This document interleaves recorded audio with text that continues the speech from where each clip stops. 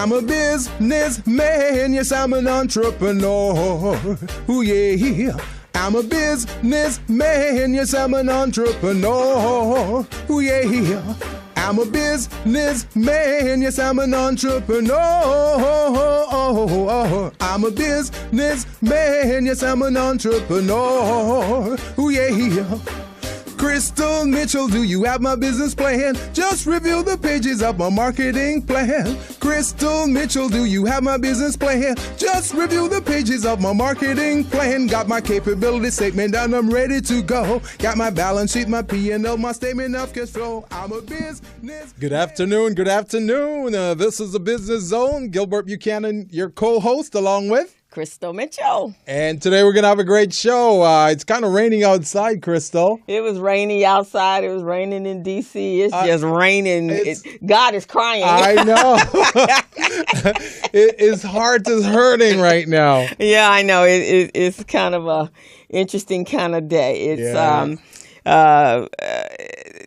I didn't watch any of that because I'm boycotting that because really that is not my president. Out of all of these presidents, he truly isn't. I hear that. So I spent my morning downloading and going on YouTube looking for peace songs and revolutionary songs and because we've been here before. This is not the first time. This is like 1960s and the 70s. We were all about revolution, right? Resilience. So, that's all we're about. It's resilience. So we'll stick through this. We'll get through it. We'll get through it. We just got to be diligent in our protests, and Washington is on fire about now. I did see on Facebook. Protest is here, and trash cans being thrown there, but I did see. So this morning on Facebook, what I did was I put all my songs. I pulled all, and there's some songs called a lot of musicians a couple of years ago actually, they did a concert on peace in the world and change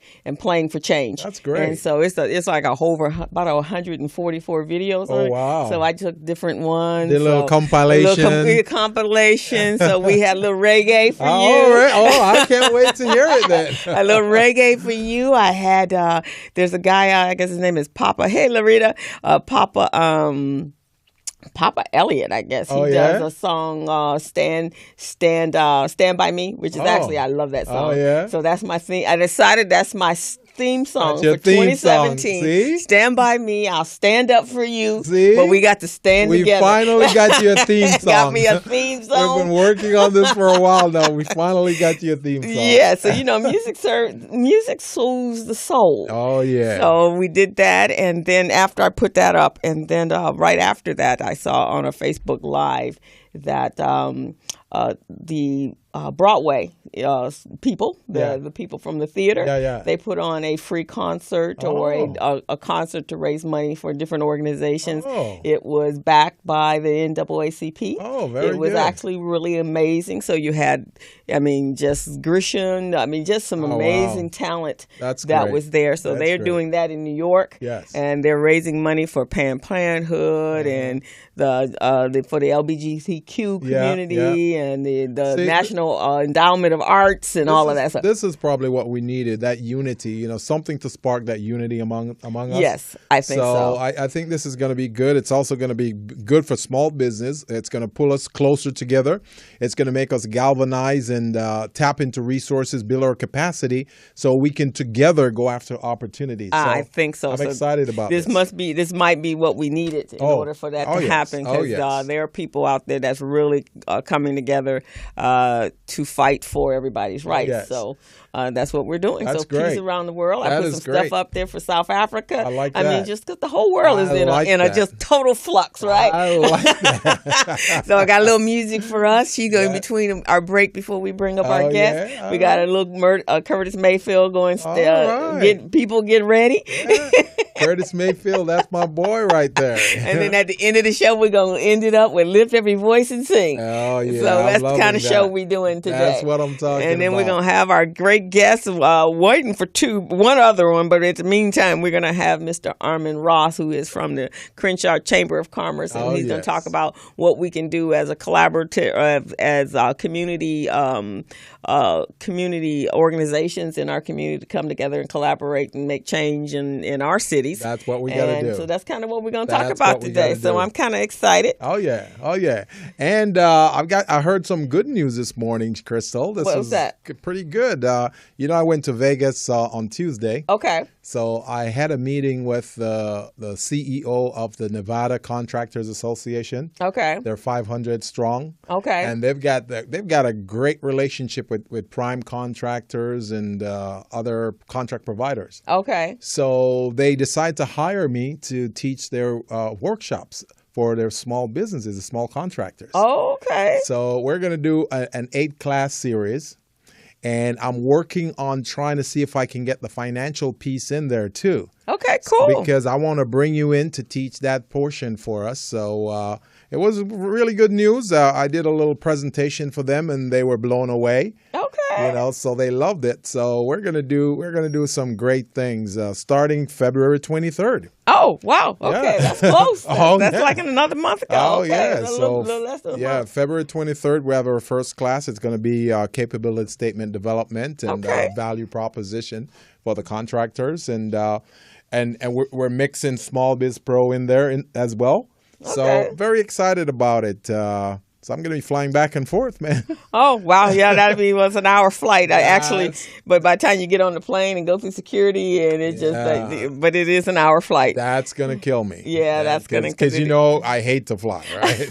So but you'll get used to it. We got to do that 8 times for these classes. And then at the end of it, we'll have a graduation ceremony for the contractors.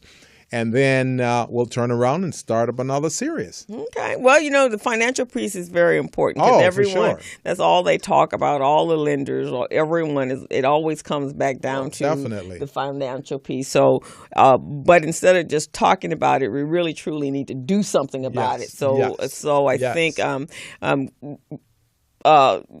deep barreling down and just actually helping our businesses. Right. We can't, if we know that has been perpetually the problem for whatever number of years, then we can't assume that they know how to fix it or are going to fix it. Hey, Marty. Well, right now, I don't think they have that go-to person. So I want that go-to person to be you. Okay, that'll work. Whatever they need to do, working on their balance sheet, figuring out their profit and loss or the statement of cash flow, I want that to be you.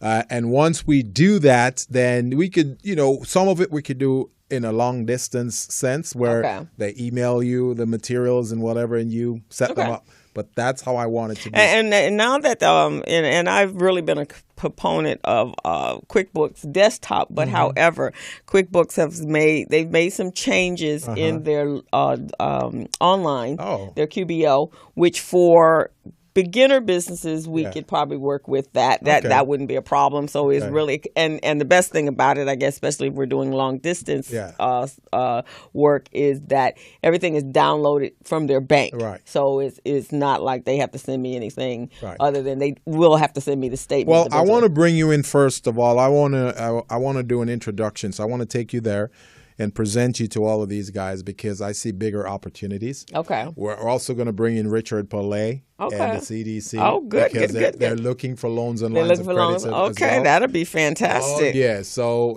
they asked me, they said, well, who are you connected to? Wells Fargo, Chase, who? We got our guy from the CDC. Okay. And he can make this thing happen. Right, so exactly. They got excited. And we actually got a lot of people that from that standpoint. There's plenty of it to go around, and I think we got plenty, different ones that are in different areas of expertise and have their already connections and so forth. So I think that is definitely one of the answers for helping us get stabilized as far as the financial end of it. Exactly. And that's important. And then we have to bring in all the rest of the components to it as well. And for those of you who are listening today, all of our entrepreneurs, small businesses out there in the marketplace, if you're just tuning into the Business Zone, the Business Zone is a platform for small businesses wherein you can access opportunities. This is where we bring contract providers, lenders, and technical support. That's what Crystal and I offer. We offer technical support for small businesses. So we help to build your infrastructure, and we do the forensics on your business so that you'll always be in a good position. So that's what this is all about. The Business Zone, anything business, that's what we do here. That is what we do, and because I've been out here for 20 plus years. You've been out here for 20 plus years. Mm-hmm. We kind of know, because that's what we do as for our own businesses, mm-hmm. is to sit down with businesses and help them become successful. So we've noticed over the years there's a certain pattern in the areas that the weak link in most of our businesses, and why we haven't moved to the level that we needed to move to. Exactly. So this is a time to roll up the sleeves and actually get in there and do the work and see if we can make some changes. I want to say to everyone that's on Facebook Live, good afternoon. Welcome to the Business Zone with Crystal and Gilbert. You can actually see the full show at morrismedialive.com. You can call in at 323-293-3375. If you have any questions, we're going to have a great show today. I have an agenda, but I think we're going to see how it flows based upon what transpired this morning. And also, Crystal, tell them about how they can go ahead and subscribe to our program as well. Right, and we want you guys to subscribe to our YouTube channel, so that way every time we upload a show, you will get a notification in your email box telling you to watch it. We are here every Friday afternoon from 3 to 5, and we've had some amazing guests, and we'll continue to have some amazing guests, and we want to help you help your businesses. Hey, Larita, I went to Larita. Speaking of Larita, I went to her workshop on Saturday. She was phenomenal. Yeah, and I took a couple of people, my sister. Hey, Larita. Larita, Gilbert saying hello. My sister, she just got off the Mother Love show. She was just interviewed, about Mother Love. So, because you know about her for her book, the brand, and so she's talented. Oh my God, we had a fantastic time. Great. But guess what? So I signed up for her to help us get monetized the Business Zone. Very nice. So she's going to work with me on that, and I want to write a book that's on my list. So she's going to help me feather through all of my stuff. That's amazing. And then there was something else she's going to do. Speaking, because I want to get paid to monetize in my speaking. But because I signed up, I got tickets to the Motown show. At the end of the month. All right. Where's it going to be? At Hollywood Plantation. Oh, that is amazing. Yeah, she's working on that. That's one of her companies that she's... Does she have any extra tickets? You have to give her a call. I don't know. We'll see if she responds. So who else we have? Shar Fitzgerald, welcome. And Marty Woods, welcome. And Austin. Hey, Austin, glad that you tuned in to us. We got we got Marty's in the Orange County, in the Valley. Austin is in the Texas area. Oh, I love that. So we got a little stuff going on here. I love that. Just remember, small businesses, our show helps you to become business ready, contract ready, and bank loan ready. So if you're ready for that, tune on in and subscribe to our program. Yes, I'll subscribe to the Business Zone with Crystal and Gilbert. Go to our website, and right there on the front, under 5 videos that I uploaded over the weekend, you see a big red button that says, please subscribe. Hit that button, and it'll take you to our YouTube channel, and then you subscribe there.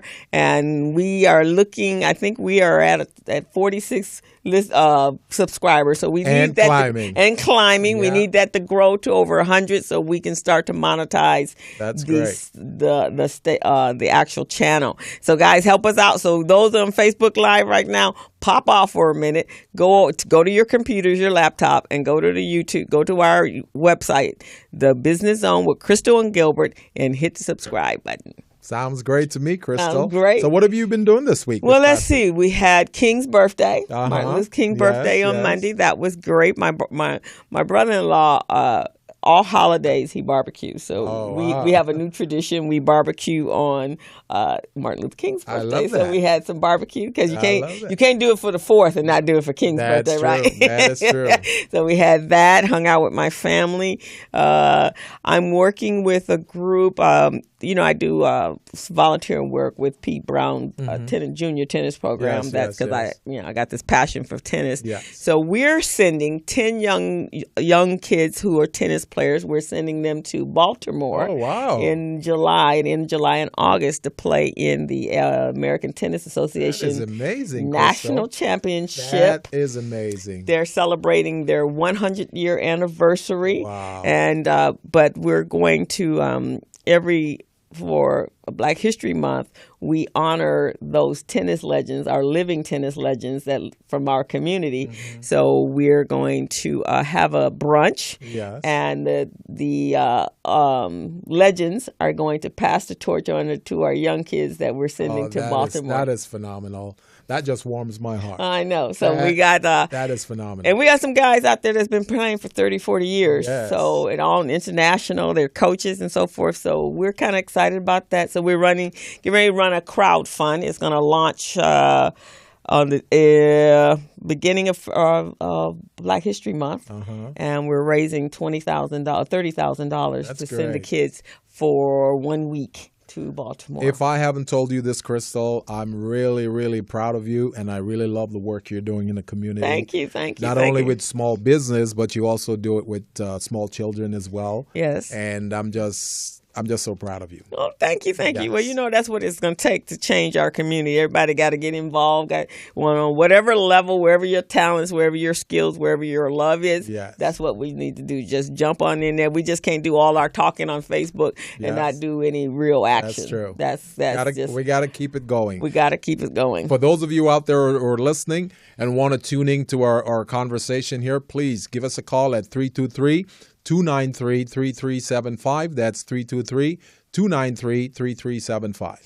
Thank you. So you guys, that was pretty much anything else I did. So had a couple of meetings for that. Of course, it's the year end. So I got clients that you got your tax days. Yesterday I spent all day at a client getting their 1099s and closing out their year end reports. So we're ready for that. That's a time of year that small businesses hate. And I was just thinking, the other day I was thinking about this whole process. I'm thinking about this country, thinking about what's going on right now on small business. I think we should get together and get together a petition, petition the federal government that small businesses that generate revenues under 100,000 shouldn't have to pay taxes. You see what I mean? Well, at least to be some tax incentives would be beneficial for them. I think that would be a good thing. I mean, if the small business is under 100,000 and not paying taxes, and then they have all these other programs that can help to sustain them, then I think it would make it better because small businesses are beaten up much more than any other business out there. Yeah, that's very, very true. And actually, our guest, Armen Ross, probably will have some input and comments on that subject. I can't wait to have him. I can't wait to have him here. That's what the chambers, that's what they deal with, legislation great. And so forth. But here's something I heard yesterday, that the film industry, the filming, the location is coming back, and they've provided some incentives for them. So it's grown about 6%, and they're expecting a lot more. That's good. They're fine. In fact, they were talking to the head of one of the unions, and he was saying one of the members of the union felt that they could he was offered a job in New Mexico and he could turn it down because there's so much work here that he could stay home with his family as opposed to being out on location. That's great. So maybe something along that lines. But I think we've got to do something. I think that's what we got to kind of sit down. All of the CBOs sit down, the community-based organizations sit down and put our thinking caps on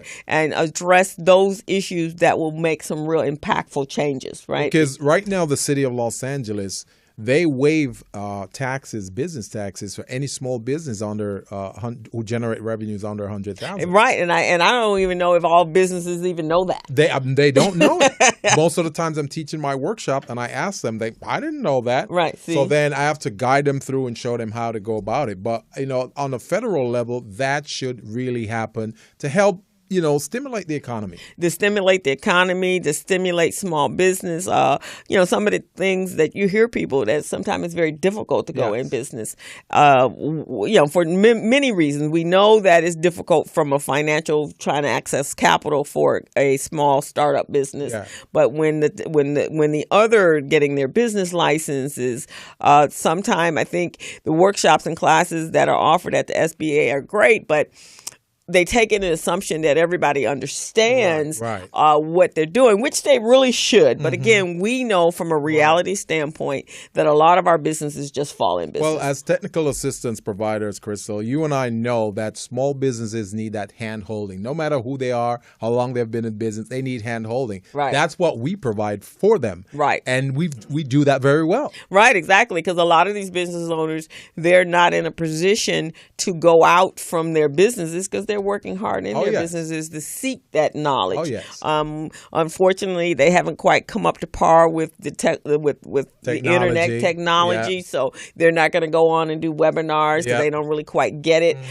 So there's just a lot of loopholes and things. So the hand-holding helps. I mean, even just a guidance to them, more going to them versus them coming to you. Right. At least then you can get them on, okay, let me show you how we can do this as a webinar. Exactly. But I think for us to make the assumption that they're going to make that mighty leap themselves, that's not going to happen. Right. And there's so much evidence to prove that that's not going to happen. Exactly. So I think what we're doing is fantastic. Yes. I know that's kind of been incorporated in my practice since I started.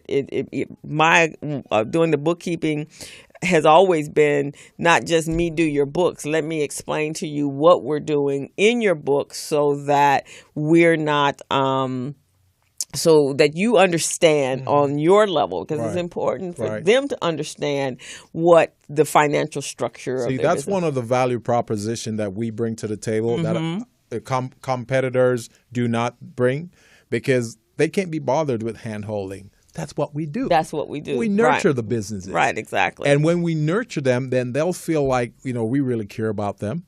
They'll do what we ask them to do, and they'll become more successful. Right. That's really what we want. Exactly. So that's some of the things that the Business Zone and Gilbert and Buchanan Associates and Mitchell Business Solutions, and I'm also the co-director of Recycling Black Dollars. And so our passion runs deep as to why we commit ourselves to making sure that you as a small business owner are finding the resources that you need in order to do better business. Gotta love what you do. Gotta love what you do, right? And Recycling Black Dollars, I mean, if there has never been more of a time for us to embrace the whole consciousness of that. And I find it just so humorous that I'll go out to places and I'm networking and talking to people and I'll tell them who I am and the organization, and they'll go, wow, that's a good idea. What? like it's something from Planet Mars. Wow, that's a good idea. Never heard of it before. I've never heard of that. Okay. That's a novel concept. What novel that is. Wow. Okay. So that's but this weekend I went to see Hidden Figures. Excellent movie, by the way. Oh, yeah? Excellent movie. By the way, you cry, you laugh, you chuckle. But what it was astounding to me was here these women were during the 60s.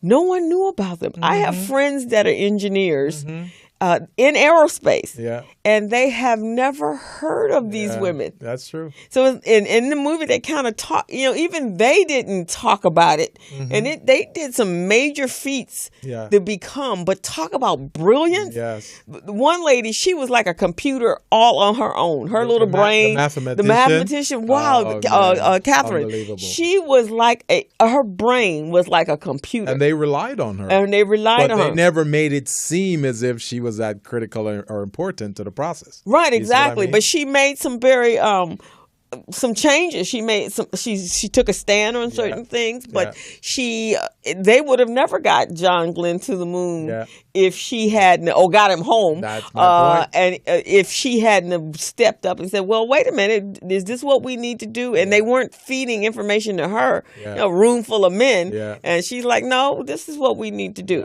This is how I think this is what we need to do."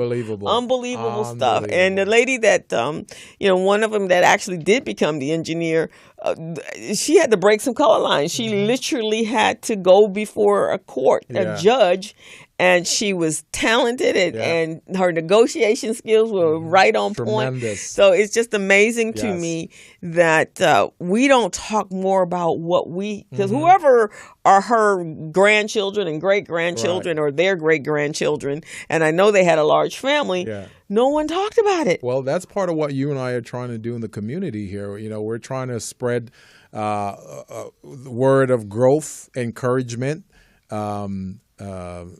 passion of them learning their trade and learning skills, learning how the industry work, learning how things work, the business itself, how it works. So that's what we're doing. And many of them probably haven't heard about us, but I'm sure they will real soon. And branding your business, because that was pretty much branding was unknown at that time, but even to write their memoirs on what they did. And once I saw the movie on, I think it was over Saturday, and then I was on Facebook, and one of my friends who just retired from Caltran, he put up an article. He was saying he had just seen Hidden Figures. He goes, "Well, my mom was actually the very first engineer at Caltran." And so it was an article written up in the LA Times about her. I told him, I said, "You're now retired. You need to be writing a book about your mother." It's fleshing out a lot of key information. Yeah. Lot of information. So it's wonderful. We're at the 3:31 marker we're take right a break? now. Yeah, let's take a break and get our guest set up and see if he can share some of his wisdom and ideas with us as well. Sounds fantastic to me. And see how small businesses can benefit from that. So, okay. You're on the Business Zone. And we will be back in a moment. All right. Hello, meet Larry. Larry is a general contractor. Larry is very good at his craft, but Larry has a very tough time managing his paperwork because he is busy taking care of his clients' needs. Larry just cannot find his important business documents when needed. Larry is also being passed over for bid opportunities from prime contractors because he is perceived as not ready. He doesn't know where his business license, certifications, insurance, and other key corporate documents are located most of the time. Lucy owns an auto body and collision repair shop and has been using a business management and procurement assistance program called Small Biz Pro to keep her business organized, business ready, contract ready, and bank loan ready. Small Biz Pro is a 3-in-1 cloud-based business management, procurement, and market research assistance system designed to help businesses become business ready, contract ready, and bank loan ready. It also provides back-office operation solutions for small businesses. Lucy is able to stay ahead of her competitors because she uses Small Biz Pro to manage her business daily. Lucy just clicks on Small Biz Pro from her tablet, mobile phone, laptop, or any internet-accessible device for data retrieval, and she's got it. Lucy introduces Larry to Small Biz Pro, and now Larry is more organized and can now find all of his documents and new bid opportunities in seconds. Larry now saves $120 in labor costs for each missing or misplaced document.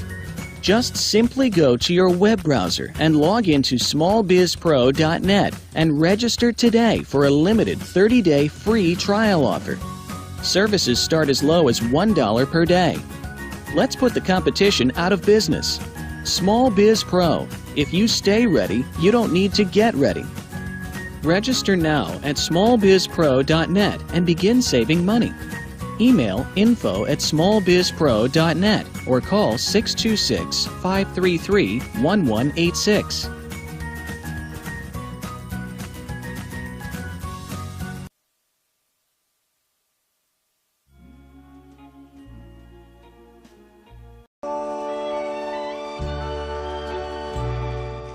Take it away. And we are back with the Business Zone with Crystal and Gilbert. That's right. We just listened to Curtis Mayfield singing changes are coming. That's People right. get ready. That is that's true. what we're going to do. Get ready. We're going to pull together all our resources. We're going to put together all our egos and leave them at the door. That's right.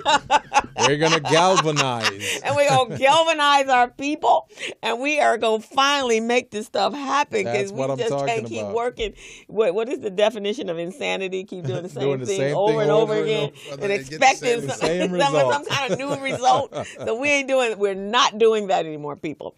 So we want to welcome our guest, Mr. Armen Ross. He is the president and CEO of the Crenshaw Chamber of Commerce. He's responsible for keeping the member apprised of the economic development projects in our city. Right now, the biggest project that we're working on is the Metro train coming down Crenshaw, which has done had some major effects on a lot of our small businesses. Absolutely. And so we're going to talk about that. Hey, Candace, welcome.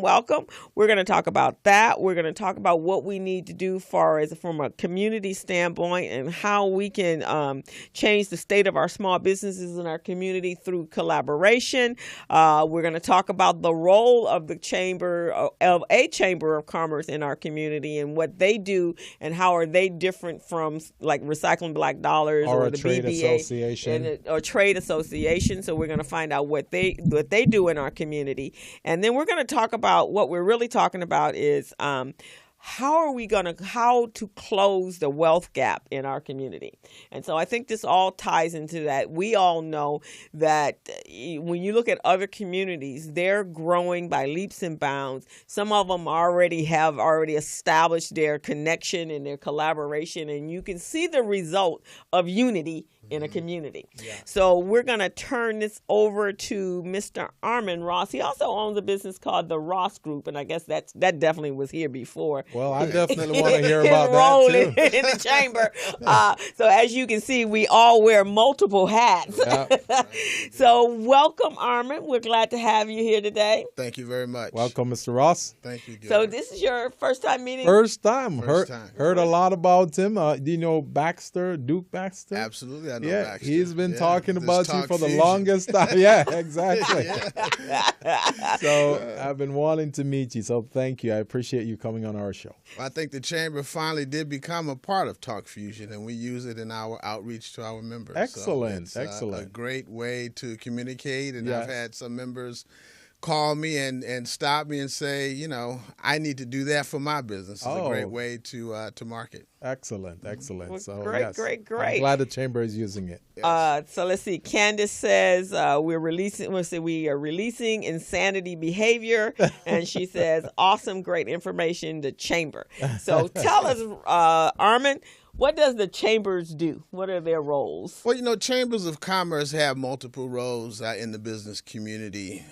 We act as a resource center, really, for businesses who are looking to improve themselves, people who are looking to expand their business, looking for marketing opportunities, looking for financing.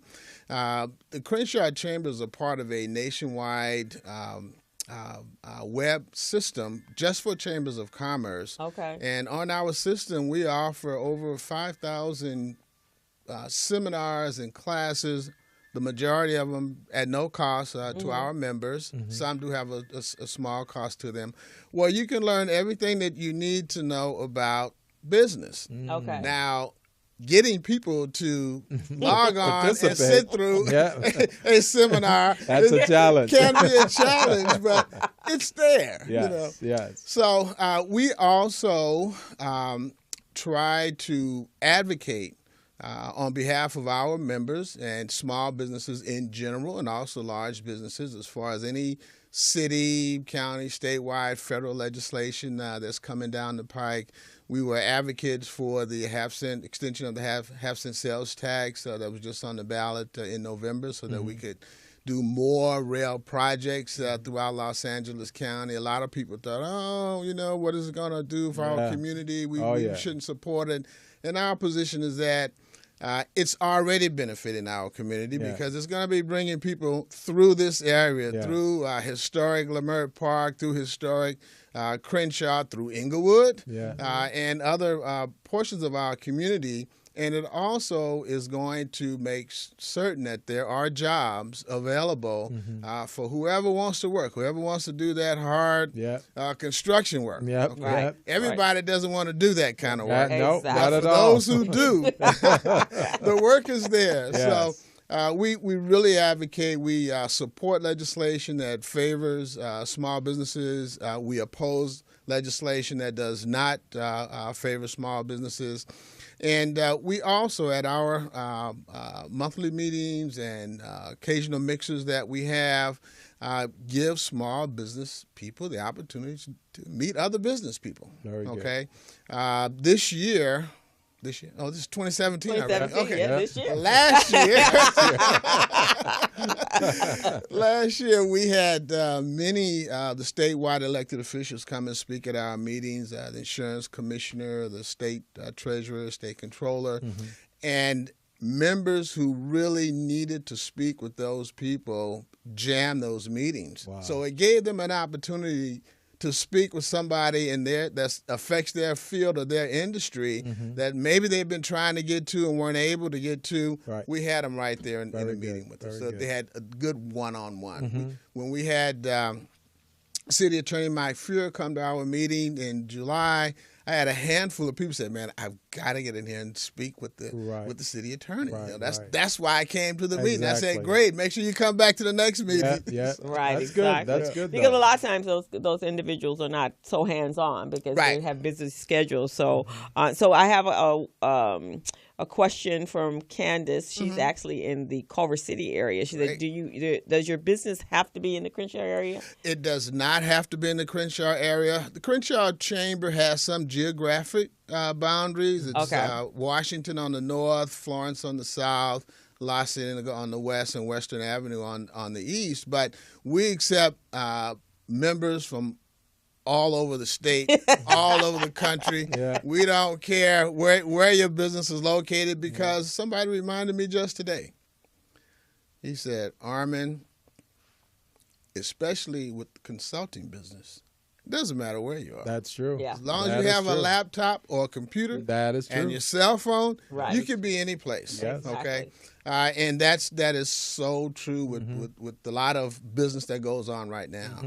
So yeah, we accept members from all over. So you great. can come from wherever you're coming from, Candace. And actually, Candace does that. She actually has a boutique. It's called All That and More in the Culver City area, right there at Overland and Jefferson.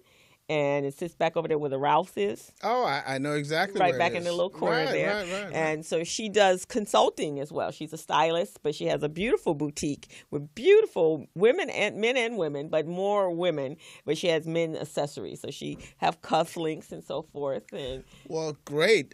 She needs to email you the address or email me at I can send you over her. CrenshawChamber.com. Yeah. okay. And I need to go by and take a look. Yes. Yeah. Yes. So there you go, Candace. There you go. Someone that can come out. In fact, I ran into her right after the holidays. She goes toward the end of the holiday season. Most of her clients were men. So Right. she could help them choose the right gift Gift. for their wives Oh, or their daughters or That's great. mothers and so forth. So that's what she does. Yeah, well, one thing that we really take pride in is that we always recommend chamber members to frequent each other's businesses. And even those people who come in new, when I needed some clothing during the year last year, I went to an African-American business person As we on should. Slauson and had some clothes made, good. which is good. And I encourage other members to do business with our members. Yes. Oh, it's so important sounds for all good. of us. The same thing with recycling black dollars. Doing business with each other, referring us to each other. And kind of displacing that myth that black businesses don't know what they're doing in the way, and some don't. But there are some, not at all businesses. I mean, you can go to other nationalities, and you get some really horrible service, but you tell them about it. Absolutely you do, and you need to tell African American businesses that exact same thing. Right. I always think back to, I think it was in the early '80s. I went to see Louis Farrakhan speak. I think it was out at the Forum. Yeah. He used to come here and speak there, I think once a year. Right. And it was during the time when they were talking about building businesses in the Chicago, Illinois area. Right. And I remember Farrakhan saying, he says, look, if you open a business and I come into your business to take part or purchase whatever product you have, it's a restaurant or whatever, I expect the exact same service out of you Exactly. that I would get in any other restaurant or Exactly. any other store. Yep. Don't have me waiting Yeah. forever. Right, exactly, exactly. Yeah. Make your service Yes. the same as any other service, and your business will do well. Yes. It will do Yeah, it. it will My do well. thing is to provide the same service you expect when you go out. That's right. That's all you got to do. That's right. I mean, it don't have to be That's right. anything, no rocket science stuff. Right. If you expect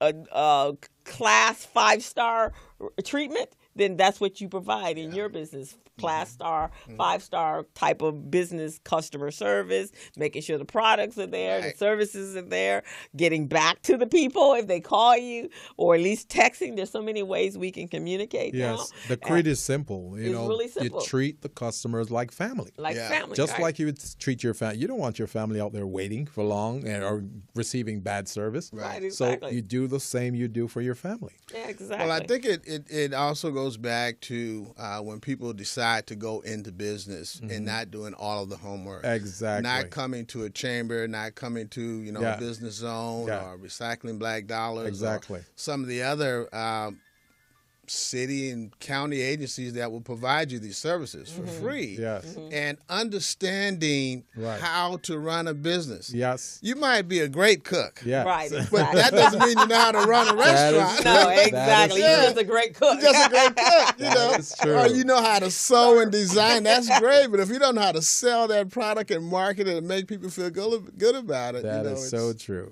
Very, very, So very true. true. So, how did you feel about this morning and what was going on in Washington, D.C.? And from a legislative standpoint, how do you feel that's going to affect us here in California? I think it's a wait and see at this point. I truly believe that if some of the campaign rhetoric comes to fruition as far as jobs and especially as far as lowering the corporate tax rate. Yeah. Because when I did my tax last year, they killed me. Yep. Yep. They reduced that down to 15%. I'm good. I tell you, man, and that's the time of the year that small businesses hate. Right. We hate Yeah. that. So if some of those campaign rhetoric can become a reality, Yeah. I believe that the African American community can benefit from it. Yes. You know, I don't believe that we need to fight it before we even find out what's Right, going to happen. right, You know, right. I just don't believe that. I Right. think we have to wait and see. Yes. 8 years ago, there could have been some backlash with Barack Obama being elected president, yeah. but there was not. There Yeah. was a little bit, but Yeah. it wasn't like what we're getting right now. Right, you know, right, and I'm right. saying my philosophy is give it a chance. Let's see what happens. If these things come to fruition, Yeah. good. Yeah. If they don't, well, then you start to Then we start to holding them criticize. You know accountable. what happens after that first 100 days, Yeah. which is a barometer Oh, yeah. for many presidents and governors and other heads of states and heads of cities. Same Yep. thing for the Mayors mayor. and all of that. And I think the biggest, well, first of all, the rhetoric, the other half of that rhetoric that is just like that shock kind of stuff Yeah, that's going yeah. on and terrifying people who have so much to lose. And I think being able to decipher what's the crazy part and then the knowledge of what the realities are. Right. What I do know is, and some of the major fears is that unlike the 30s, when Hitler rose, Right. in somewhat some of the same manner as far as the propaganda, and the same thing with Fidel Castro in Cuba, they didn't have the media outlet, so it was easier for him to shut down newspapers and radio stations. Right. But we have something that really could be very difficult to shut down called the internet. I mean, unless you're just gonna pull the satellites out the sky, and have that much power to do that, that could be a little difficult. But I do know, his behavior of the journalists in the country. I mean, is borderline kind of crazy right there, especially what he did to CNN the other day. Yeah, borderline a little bit crazy, but also it's a little bit of a reality check because if you think about it, the networks and the CNNs and MSNBCs and Foxes control thought, with the news that they put out, and we're finding now when all this fact checking started that a lot of this news it is bad news. It's just total untruth. So we have to be a little bit more discerning, I believe, in what we pick up, and when we hear something, not just automatically believe it or disbelieve it, but try to get some other sources to make sure that this is the right thing that's being said. So in that reality, I think we really have to check ourselves because we found that we were being led a little bit astray with the media in many. Well, actually, he wouldn't have risen to the position he's in if the media had not kind of squashed a lot of that in the very beginning. They were so, and maybe this is a result of reality TV, because when reality TV came into after the strike of writers and so forth, that was an issue, and that became reality TV, and people got so caught up in that they stopped using their critical thinking skills, and instead of squashing that stuff when it just was so far off the marker in the early days, a year and a half ago, we might not be here. Yeah, well, the media kept perpetuating. Perpetuated it, right? Exactly. Every time he tweeted something, it was major news, right? And they're still doing that. They're still doing it, right? Which a lot of times that major news is, for me, I'm a proponent of the fact when you put so much rhetoric out there, what are you really doing behind the scenes that you're trying not to have me look at? That's what I'm looking at. But there's some of the things that's pretty startling. I'm a big picture kind of person, and I don't usually get thrown off. But what day? I was on my way into Zumba, and I opened up I was looking at Facebook. I got a message, and it was some Klansmen standing outside of Howard University. Like, what the heck? That threw me. I was like, what? Not at Howard? Are you nuts? But that's the kind of stuff that's kind of weird. But you know what? I can go right downtown to City Hall, in the City Hall chambers, and take some pictures, and it'll be some Klansmen in City Hall. Wow. People just dress like Klansmen down there to disrupt and cause havoc. Really? That's right. Oh, wow. Okay. Amazing. See, that's the kind of stuff that's just out there. I have my mom left the South when she was in her 20s because she did not like and knew that she could not conform and she was from Alabama. And so she left. She went to school in Memphis, and when she graduated, she was gone. She came to New York to live with my uncle that had left a long time ago. Okay. And my grandparents, I have, my grandparents actually, my grandmother's mother actually was the byproduct of her mother was a slave. So it was like we're 3 generations, probably 3-4 generations back, removed from that. Right, but the one thing my mom used to say in the South was you knew your place. You knew your place, but you also knew what their processes were, their thinking processes. Right. So it wasn't like you were surprised. Right. So, and in New York, we didn't get it because I lived in a multicultural community. It was right there on the Canadian border. Never got any of that. I never actually experienced anything close to racism until I came to California. And I was already working, and I was probably in my 30s. And I didn't even know what it was. I was like, what is that? What is he talking about? What's happening here? What? This is... And I would go back to work, and it was a new position, and this is weird. And then I came home and told my mom, and it had been going on for about 10, 15 days. And she goes, well, I think that would be just good old-fashioned racism. What? So I didn't even know what that was. So here in California, or southern Los Angeles, let's just put Los Angeles, sometimes you don't know. You're absolutely correct. Sometimes you don't know. You don't know. Sometimes So you don't this know. is actually taking the covers off, so you see all the people in their real naked brilliance on what their opinions are. And he's from Jamaica. Oh, yeah. So he's got a whole nother cat. Because I think the Oh, first time I went to Jamaica, I got in, I'm thinking, why are there not Jamaicans running the stores? Why is there a country that's supposed to be all black and they're not the ones that's in charge? I was blown away by that. yeah. I didn't know that.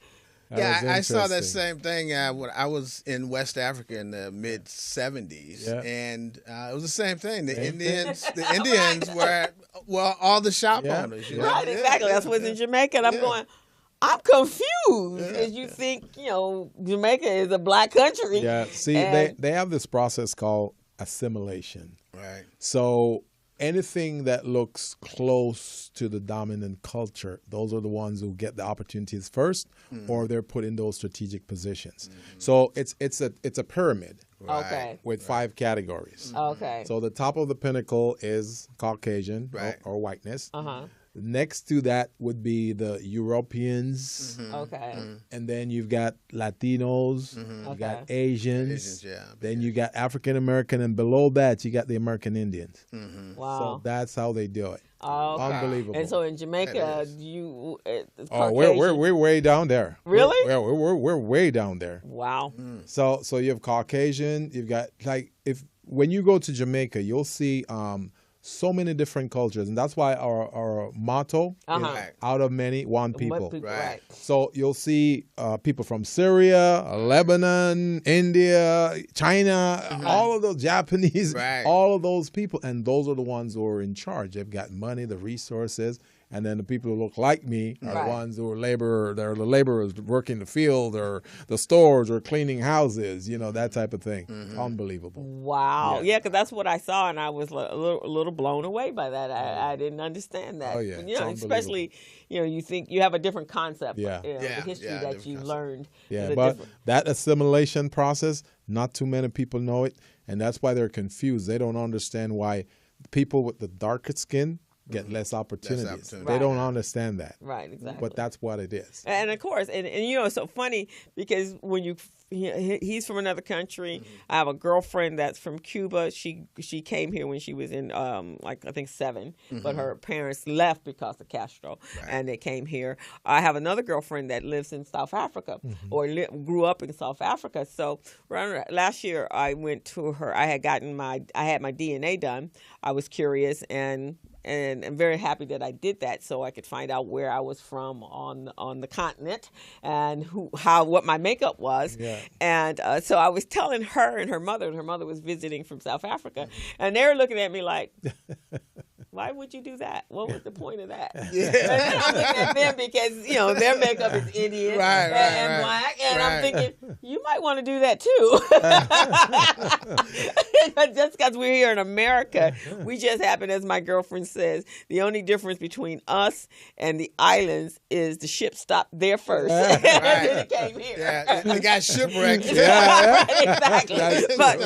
So when I told her, I said, you might want to know what all your makeup is, all the components and really where your people came from in Africa. Absolutely. You might not have been in South Africa. Yeah. You could have been up there in the western part and you were brought down. It's amazing. It's amazing. So it's really amazing. But, all our experiences are different. It is. All of our experiences are different. So from the you guys deal with a lot of legislation, right? Yeah, we do. We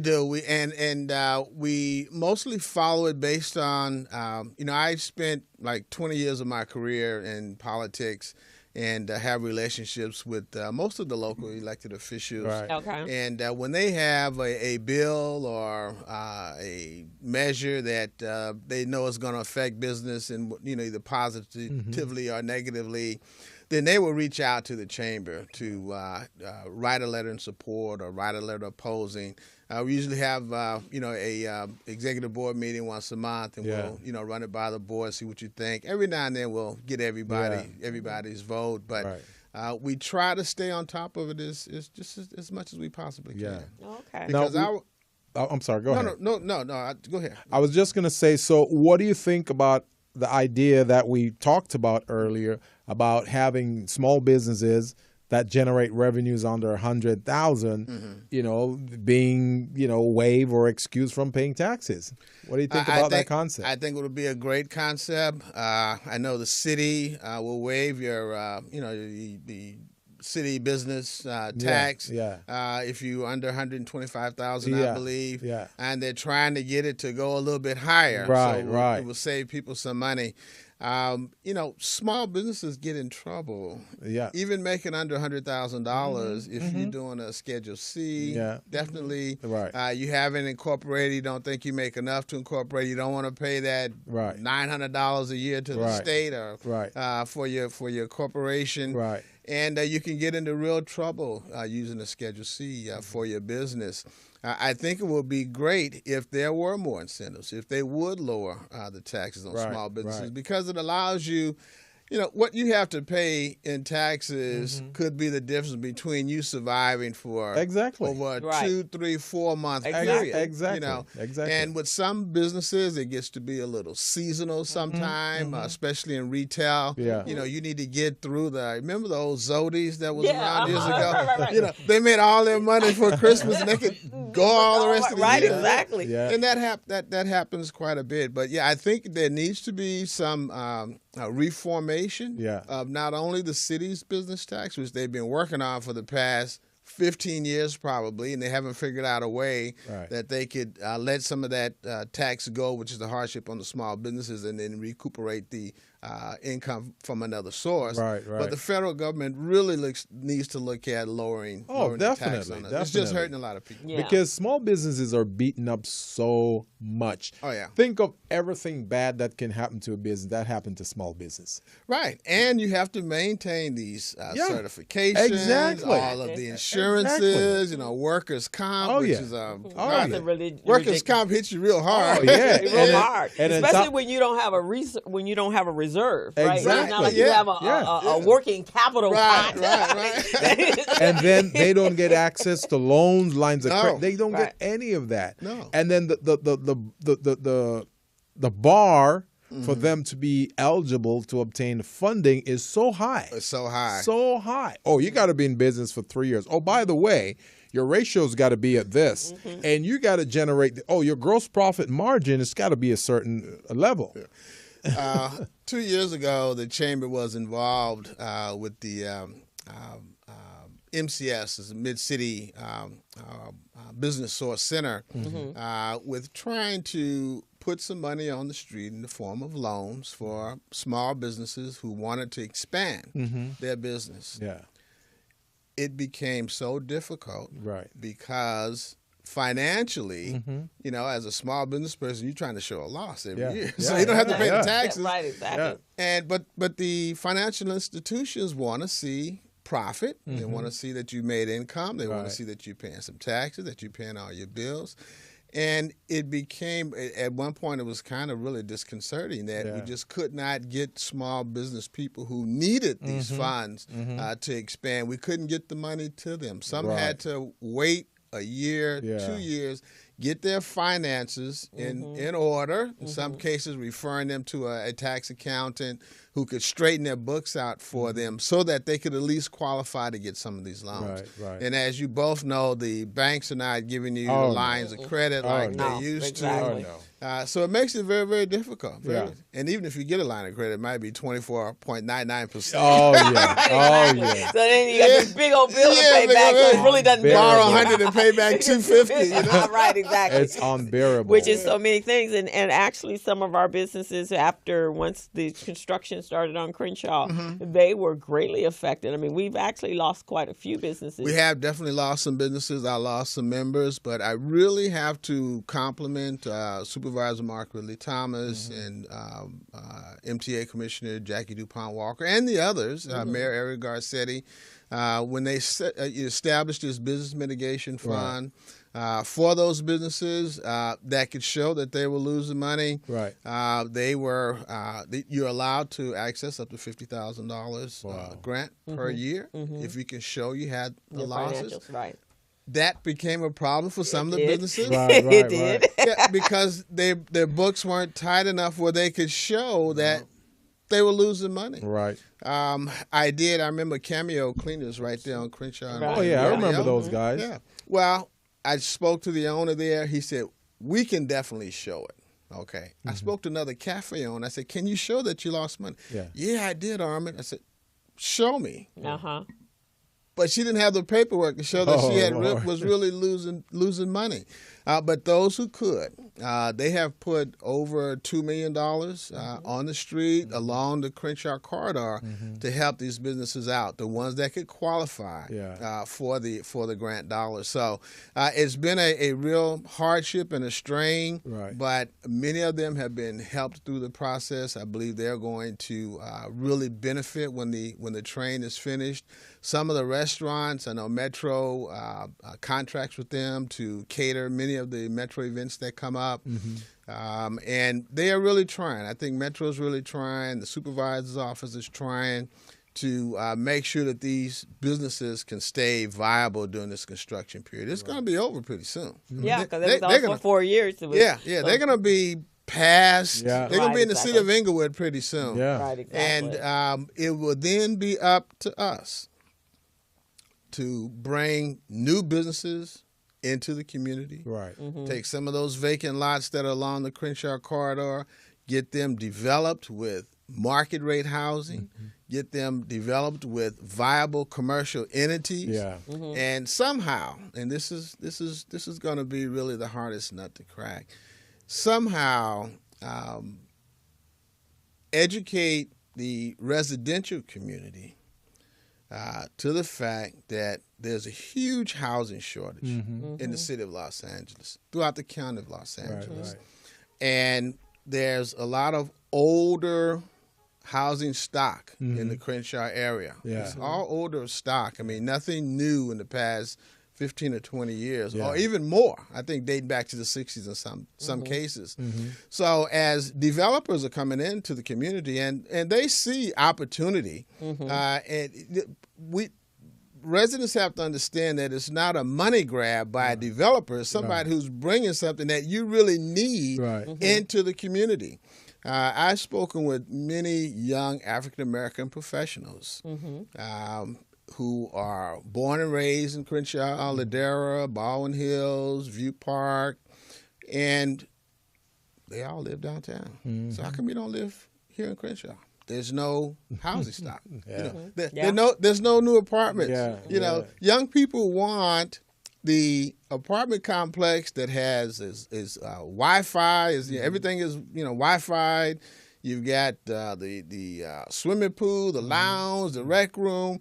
The bicycle racks, all this new stuff. And unfortunately, we don't have it here, but we need to create it. It needs to be created. We need to encourage developers to come here and build and make this Crenshaw community what it once was, which was a destination place before you probably came here from New York. This is back in the mid-'60s, before you were born. Well, not before I was born, but before I got here for sure. It was definitely the place to come and be and have a good time. It's when we had, we had some restaurants, a lot of nightclubs. Yeah, there were some. We had the Parisian Room. I was here when the Parisian Room. There was Pied Piper. What was the one right around the corner? The Total Experience was right around the Experience. Pied Piper was just around the corner here too. Right, exactly. And it was nice. I did a lot of partying along Crenshaw.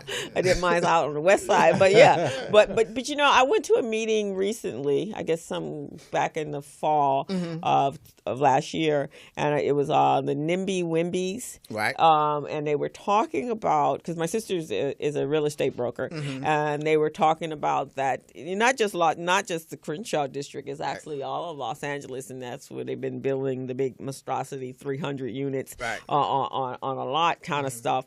But those individuals that want individual homes, because it's very difficult. When I was in that age group, I never wanted to live in one of those big, massive anything. I don't like that many people around me. I like an apartment complex with 10, 15 max, 10, 15 people, people in a family. units, and it's doable. And I didn't need all the amenities because I can go elsewhere and get my amenities. Right. But because these new ones are like little cracker boxes, you're living in a closet, Right. so you can't bring your family Right. and put them in a cracker box. Right. So then the question is, where do they? Where do you move to for a single family home? Unless you're moving out to the suburbs, which is not conducive to what's going on. Right. But with that comes with these big humongous apartment complexes, the traffic is ridiculous.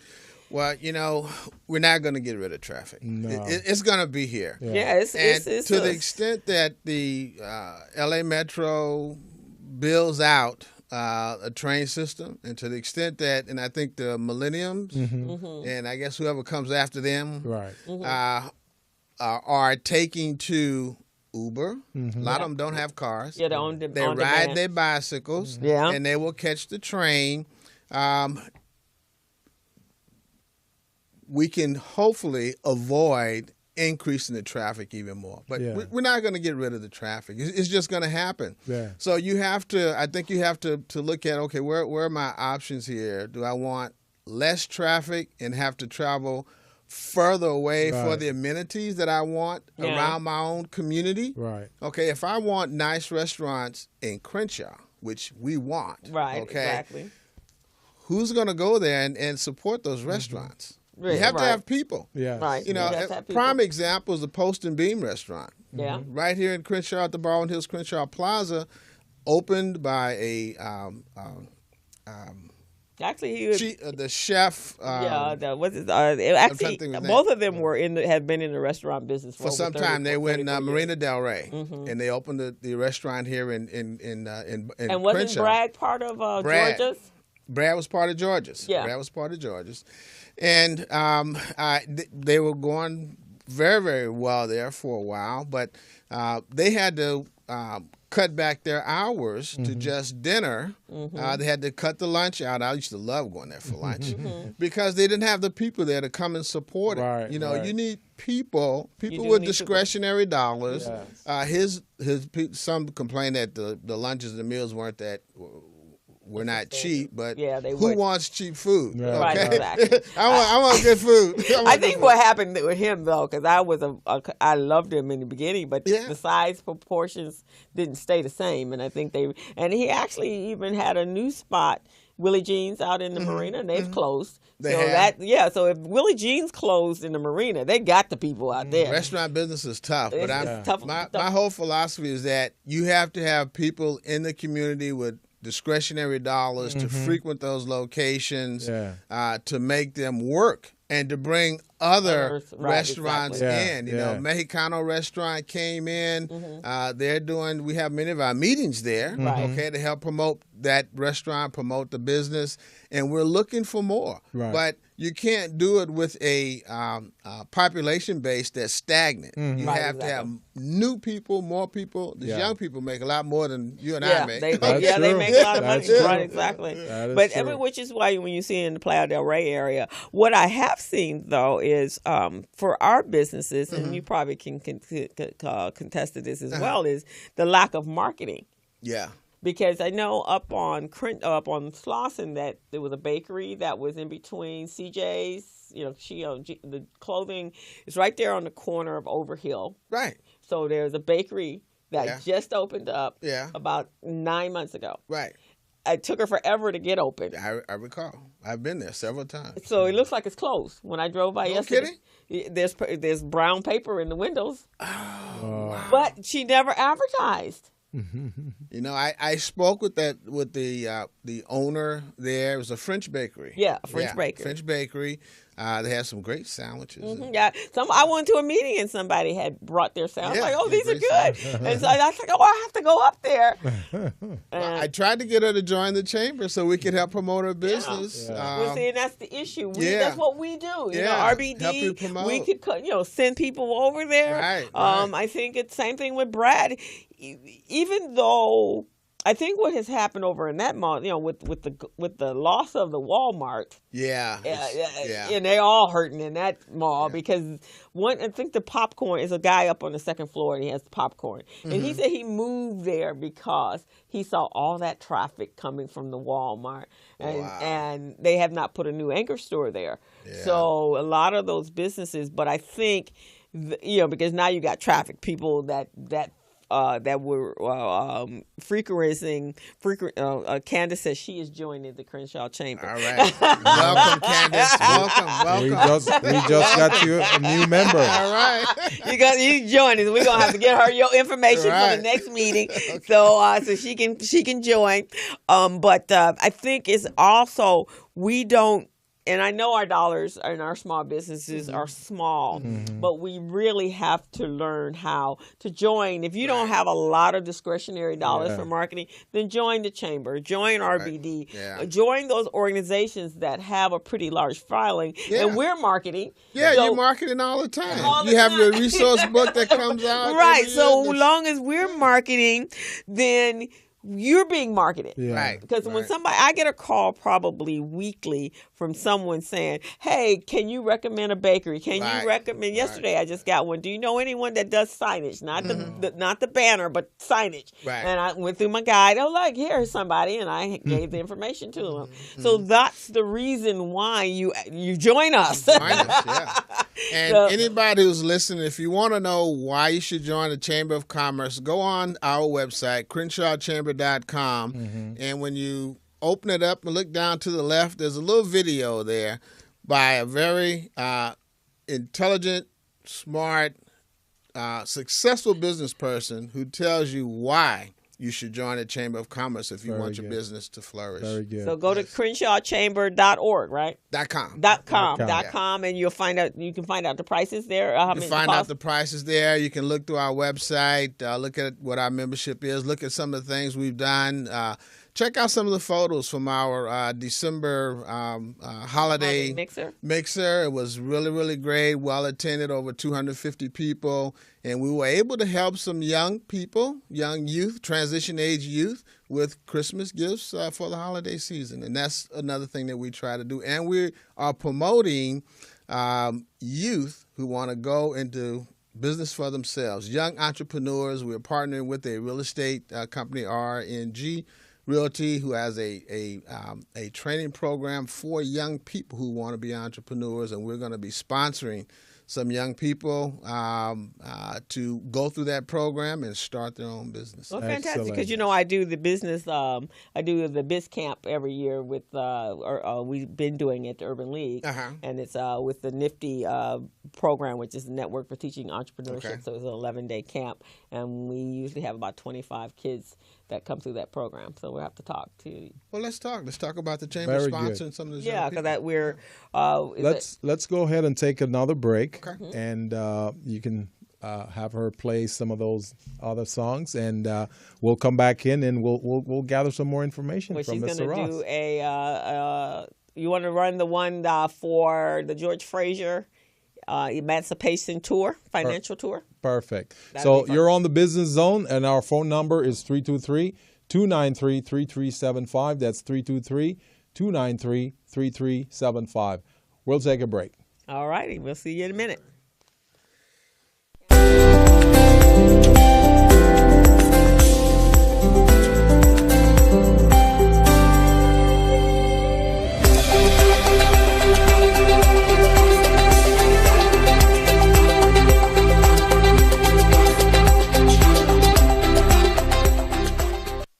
Hello, meet Larry.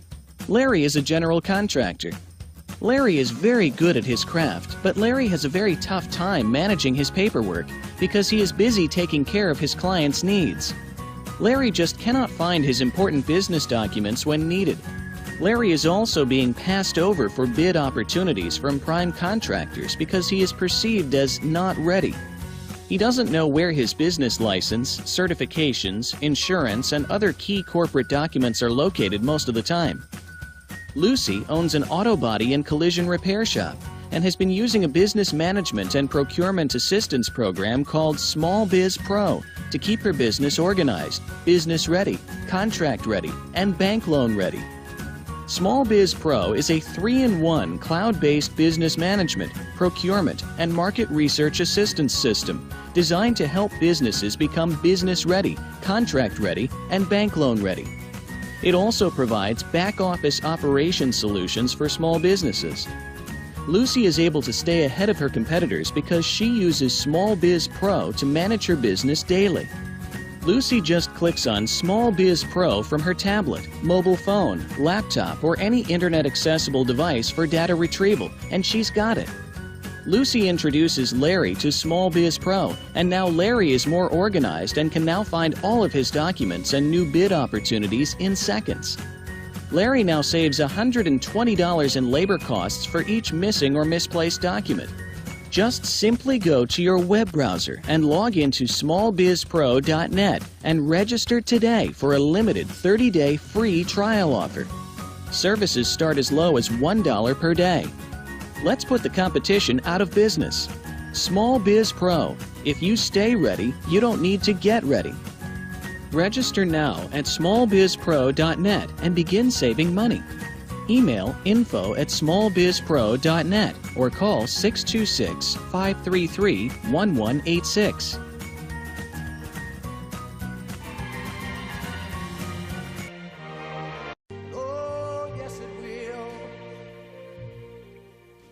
And we are back, and welcome back to the Business Zone with Crystal and Gilbert. We're having an amazing conversation. Oh, yeah. with Mr. Armen Ross from the Crenshaw Chamber. I don't know if you guys, for those of you that are watching us live right now, you saw the commercial. Mr. George Frazier, he is going to be here on the 29th doing the Emancipation Tour. We really got to work on creating wealth in our community, so that is his task that he's embraced, and so he will be here, but he is going to be on the show on the 28th. All right. He's coming so we in got the studio. Oh, he's coming? All right. Coming in the studio. So we're going to have great. Dr. George Frazier. That's and phenomenal. so you saw the flyer for the Emancipation Tour, which is on the 29th. I believe it's at 8 in the morning to 12 or 1 o'clock. From 8 to 4, and it's in Carson at the Carson Community Center. So go on my website and you'll see the flyer there, and then there's a lot of marketing. Barbara Lindsay, who is the owner of Sold Out Connection, you can go to her Facebook page and you get all the details. And also you saw a flyer there for the George Frazier Power Network Conference that is coming up in July. You really need to be there. That's the most powerful conference I've ever been to. So that was what you saw on the commercial break. Excellent. So I'm loving what I'm hearing about the chamber. Mm-hmm. And I know you mentioned that the chamber does training. Now, where does the chamber get its facilitators for those training classes? Are they all the training is online. It's all online through our website. Our webmaster, EC Town, arranges for the training. Like I said, they're a nationwide webmaster just for chambers of commerce, and they just plug you in. You just go in and figure out which class you want, and I mean everything comes up, and you just do it all yourself online. We don't teach or have much instruction physically like in our office. It's all online, or we will direct you to a WorkSource Center or a PCR. I see. Pacific Coast Regional. I see. And have them to go. You could go through the classes there. Right. So we can just go to your website in order to find out how those trainings are being held and where and when. Absolutely. Okay. Now, how closely do you work with the Inglewood, City of Inglewood, and their Economic Development Department? Well, Eric Hawley and I, who's the president of the Inglewood Chamber, sit on the Community Leadership Conference that works with LA Metro and Wall Shade Builders as far as trying to keep the Crenshaw line and all that construction. Keep them on track and keep the lines of communication open with the community. Right. So he and I work closely in that respect. We don't do much with their economic development department, but definitely with their chamber. And also, he works with the businesses, his businesses along their right of way, but it's not that many, like we have along the Crenshaw right of way. We, like I said, we work together closely, and we just try to make sure that everybody's informed about the scheduling, any disruptions that may come about, and they can always go on the chamber site to find out what's the latest with LA Metro. We have to upgrade the jobs that are available through Metro, but they're consistently hiring people to work on that project. Eric Hawley was on our show here. Okay. And we talked about a lot of potential projects that we could pursue, which sound very good, and something we're going to do this year, 2017. Crystal and I will certainly love to partner with you and see how we can tap into your membership and help to elevate those businesses to the next level. Well, RBD is a member of my chamber, and as a member of the chamber, they have access to the entire database. However they want it, you can go on and download it yourself. I can get it to you in any format that you like, and you can just hack away. As many benefits as you can provide them, we'll provide it. That's good, because one of the things that we do on this show also, we do like an advertisement at a minimal cost for these small businesses. So, if they can get to promote their service or products on the show, it will give a lot more credibility to them as well. Well, that sounds great. We love to get something out to them, let them know about the opportunity, and do some follow-up with people, and also make some maybe an announcement at our meetings that are coming up. That would be great. About the opportunity to advertise. When is the next meeting? The next meeting will be Thursday, February 16th. February 16th. Our Crystal, maybe we can make an effort to be there and participate in that. Absolutely. Because we do know that is a major issue for a lot of our businesses. Is the fact that they don't advertise their business, and it's not as difficult as it used to be. And it's not as expensive as it used to be, mainly because we do have our social media outlet. But a lot of them don't understand or they're not quite embracing the technology as they should. Through membership in the Crenshaw Chamber, we provide you with a web page on our website. Good. So if they, let's say, RBD, somebody's looking for, I'm trying to find recycling black dollars. They can go in there, click on the RBD, and it'll go to a web page right there on the Chamber's website, which you link to your own website. You see, so now you've got an additional website or page to what you already have for working for yourself. The Chamber gets in the neighborhood of about 100,000 hits per month. Oh, really? So a lot of people are looking on that site. We've had several members that have been contacted to do business surveys, citywide, statewide, nationwide. Interviews on for magazines and publications. We got quite a few calls from graduate students at USC that are doing studies on business. That's good. And they've accessed the web, our website to speak to some of the Crenshaw Chamber members. They even wanted me to do one. Look at that. Did you do it? Yeah, I did it. Good. That's good. So that's an opportunity. It's good. And so that's going to segue, because one of the things I think we have, and I talked to you about this at the RBD meeting, is that our community-based organizations, we really need to come together in a collaboration so that we're sharing all of our resources and making sure that our businesses know everything that's going on so that they can make better decisions. And I think that's going to, take a conscious effort on our part. So I've been talking to a number of people in our community and coming up with a think tank so we can sit down, have that conversation on what we feel the needs are and how each one of our organizations can address those needs.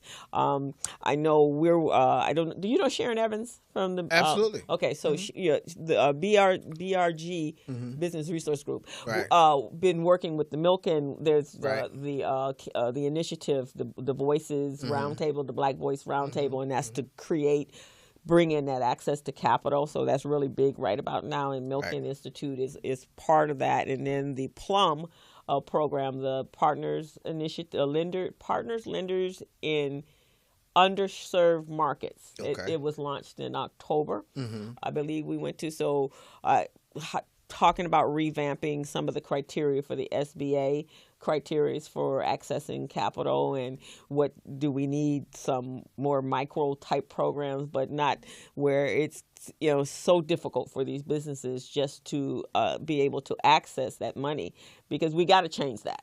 Yeah, we have to change, and I think through financial literacy with the small businesses, that's important. Getting them to take advantage of services like yours. Setting up QuickBooks, having that bank account connected with your with your bookkeeping system, so that everything is on the up and up. Everything's on the up and up. We don't need people to be like when I started my own business too many years ago. The only thing I want to do is show a loss every year. Right, exactly. We can't have that. Mainly because our community needs to be to be elevated to a different place. Right. Because one of the things that, and I'm sure you can attest to this as well, with the train coming up, it really showed how weak our business structures were. Absolutely. Which is why a lot of them are not here. I mean, if I look at hindsight, I mean, I think that there should have been an initiative maybe 5 years ago that we went out, because I was working with the Urban League, collaborating with the Urban League and Business Resource Center, and we actually went out and canvassed. And we did start like a year before, because I had talked to Nolan. I was like, we need to get to these people now. But what we should have been was 5 years in advance, because a lot of them, even though we heard about it, you knew about it, RBD knew about it, actually it had been on the table for 20 years. Right. But because a lot of these people don't come to meetings or don't go to town hall meetings or outreach events. And I don't even know if there was a lot of outreach events until about 3 years ago. Maybe it was in passing, but it sounded like it was a fantasy. I don't know. I took over the chamber about 4 years ago, and Michael Jones, who was the president before me, was involved with Metro and this leadership conference and outreaching to businesses along the corridor. So I think it started, but up to last year, some people would come to a meeting and say, well, when did all this happen? When did you approve this? Well, that was 4 years ago. Right. They, like you said, they just either they're too busy in their businesses to kind of get a breath of air to breathe, or that letter that comes from says the city of LA, planning department, LA Metro. They just kick it to the side. Which is unfortunate. That's unfortunate. Because I remember when the Endeavor came down Crenshaw. Yeah. So the day that the Endeavor came down Crenshaw, we RBD had its meeting. It's our awards banquet at Doolin's, like 2 days before. Right. And so Greg, I don't even think he realized it, but he had such an opportunity, because after the reconstruction of renovating his restaurant, he opened the restaurant the day before the Endeavor came down the street. Wow. So we were standing there from like 11 o'clock in the morning to 11 o'clock at night waiting for the Endeavor to come. Wow. So where did we go to eat? Because there's nothing else there on that side of the street unless the Mexican restaurant across the street. Right. So that was pretty cleaned up that weekend. But I remember standing there, and this one lady was going, oh my God, they're cutting down the trees. How terrible is this for the Endeavor? And we're like, but they're going to cut them down anyway when the train comes. She goes, what train? What train? What train? Yeah. The one they're getting ready to start to do in about 6 months. So it was a lot of people, and these were homeowners. Yeah. So they really weren't paying attention They to were it. not paying It was, attention. again, we were sleeping on, and that's the things that we have to really look at, because there's a lot of things that go on in our cities that we don't really grasp it until it's too late. It's too late. Yeah. And I noticed, and I did not know a lot of this stuff about you as I was reading your vitae here, but I did not know you were the deputy mayor of homelessness. Yes, I for 2 years I worked for Mayor Jim Hahn, and this was after my career with Councilman Nate Holden. And in that capacity, I mostly interfaced between the service providers and the city because, as you may not think, but it takes the city a long time to pay its bills. A number of these service providers were like, we're going to go out of business if that happens. Yeah. But it was really a great experience, and I still thank Jim Hahn every time I see him. He's the judge now. I got to call him Judge Hahn. But it really was an eye-opener for me to see how a segment of our population lives. Unfortunately, the majority of them are African-American, and right here from South L.A. Now, they were more concentrated downtown when I was there. This was in 2003 and in 2004, 2004, 2005, before they started the real buildup downtown. Right. So now they've kind of matriculated south in a lot of instances, and also west and east and they're north. everywhere. This has gotten extreme. I mean, probably more extreme even when you were in the early 2000s. It's not as bad as it is now after the recession. Well, no. Back really? then, they did a count, and I think they did the count in 2004, and it was like 80,000 people on the street on any given night in Los Angeles City and County. Right. They did a count a few years ago, and they said it's about 40,000. And I'm saying, that couldn't be right. No. But the missions downtown do a very good job of assisting as many people as they can. You have to really give them kudos of, feeding people 3 times a day and allowing them to come and stay overnight in some cases, wash, clean up. Right. If you're homeless, be downtown during the holiday season. Oh, yeah. You can get whatever you like. New shoes, clothes, everything. And there are people who drive by and they just give stuff. Yeah. But it's an unfortunate situation. I found, and this is true, about a third of them have serious mental issues. There is a segment of, unfortunately, of women with children who, because of domestic abuse and violence, become homeless, and they try to get those people off the street as quickly as they can. Yeah. But I think you'll find that the ones who are the chronically homeless, the ones that have the big, not all, but the majority of them do have some mental issues, and as much as the Los Angeles Homeless Services Authority tries to work with them, and I know they have a 2 people just specifically for Leimert Park because of the increase in the homeless living in Leimert Park. They do a great job, but it's very, very tough. It's very, very tough. And again, it comes down to trying to house homeless people. It's very difficult to get them into housing, even with vouchers. I sit on Mayor Eric Garcetti's Military Veterans Advisory Council, and in that position, we were trying to get vouchers for as many homeless veterans as possible.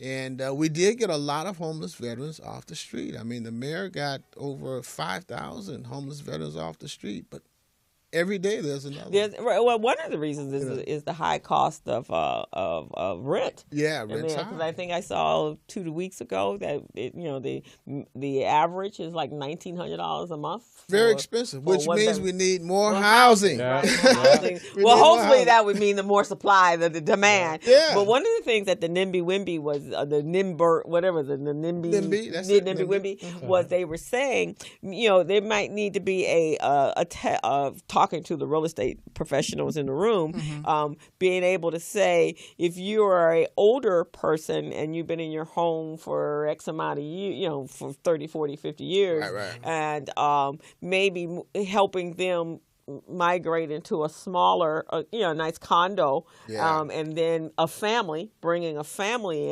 into a home that kids, have the same experiences and places they have. Right. So that was some of the creativity that they were talking about, because, like I said earlier, very difficult to raise a family in a 500 square foot apartment. Y'all be ready to kill each other. Although I look at my grandmother's house, we came up on the east side, East 78th Street, and I go back and I look at that house, I said, how did we all fit in there?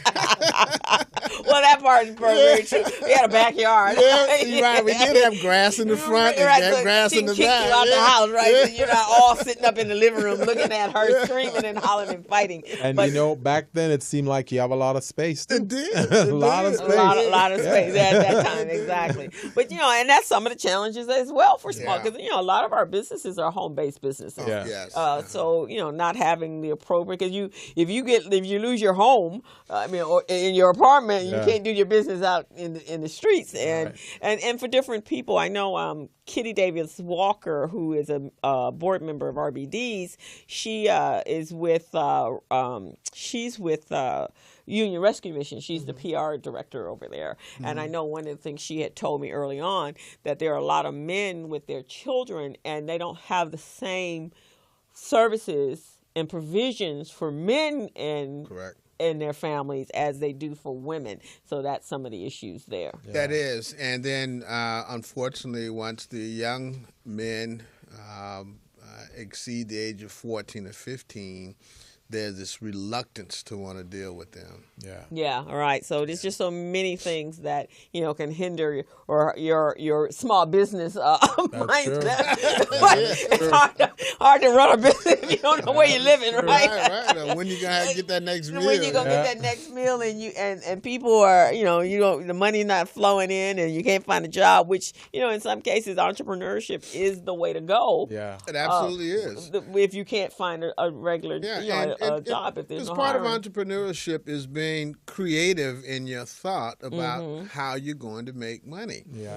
And you can read the paper, the business section, any day, and it's going to tell you about somebody who came up with a novel idea, and now they're making all this money. Well, if they could do it, so can you. Exactly. Yeah, in fact, there's a man that's living, I want to say, down by the freeway, because Felicia actually has a show called The Rollout. And so they actually took their show on the road one day, and there's a man, he's been on the news, and he has set up his little area on the street. He's got his couch, he's got a refrigerator, so he's put some extra tents. Those are he's leasing out. He's a property. He's an entrepreneur. He's an entrepreneur with rental property, rental tent. And she went down there, and they were like, got a throw on his little couch, but I think he's somewhere down by the freeway on Figueroa somewhere. But he said, this is my entrepreneurial endeavors, his leasing out his Airbnb. Well, it's also shameful that society has digressed so far that we have that many, homeless people. It's also unfortunate that families are not taking care of each other. Right. Back in the day. Yeah, exactly. Back in the day, your grandparents and my grandfather's mother couldn't work or anything anymore, she stayed right there with us. Right, exactly. Yeah. That's when it used to take a village, right? That's when right, it used to take exactly. a village. And other countries do that. I like a lot of foreign movies, and I kind of watch that. And I'm watching one right now, and they're in Korea in a little town, and I was admiring, wow, if they could do this over here. Yeah. So it was one individual that had a farm, right, and he raised berries and.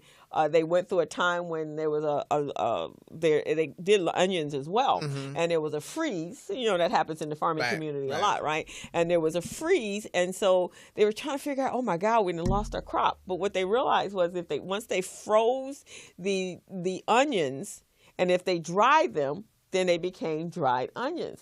So then he thought, wow, what a great idea. Let me see if I ground them up and let's see if I can make a powder. So he created a powder, and then he has this, he was famous, their area was famous for trees. They were called 5-berry flavored of some sort of berry that it was different. It was a hybrid of different berries.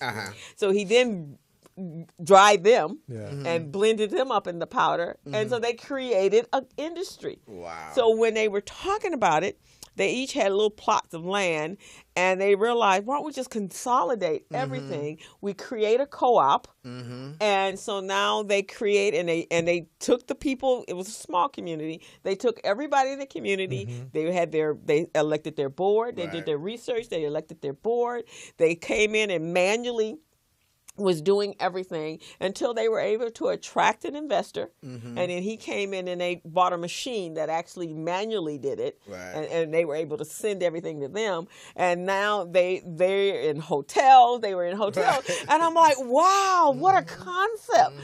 A small grouping of people. And they had their differences, but they had to figure out how to work them out. But a co-op was the start of Black Wall Street and many of other co-ops. So if you don't have all the resources, then work together and share your experiences and your skill set to create a bigger product. So they started small, and now they actually the segment I was watching, the episode I was watching, now they're like, okay, well, we're big enough now to open up a main office, a branch office in Seoul. And we can't keep going back down there. We got all this business, and we get ready to import around the world. And this started from a freeze that froze their onions, and they thought they had lost their whole crop.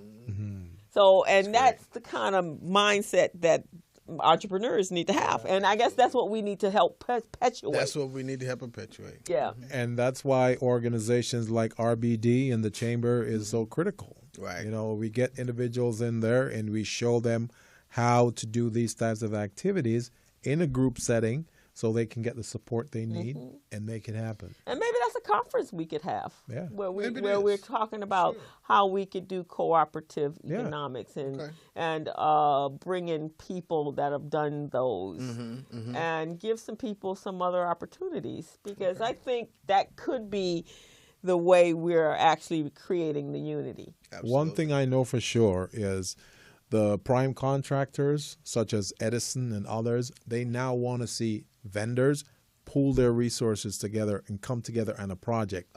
They don't want to deal with individual vendors anymore. They want to see a cluster of them. So then all together, each one will focus on a different area of the project.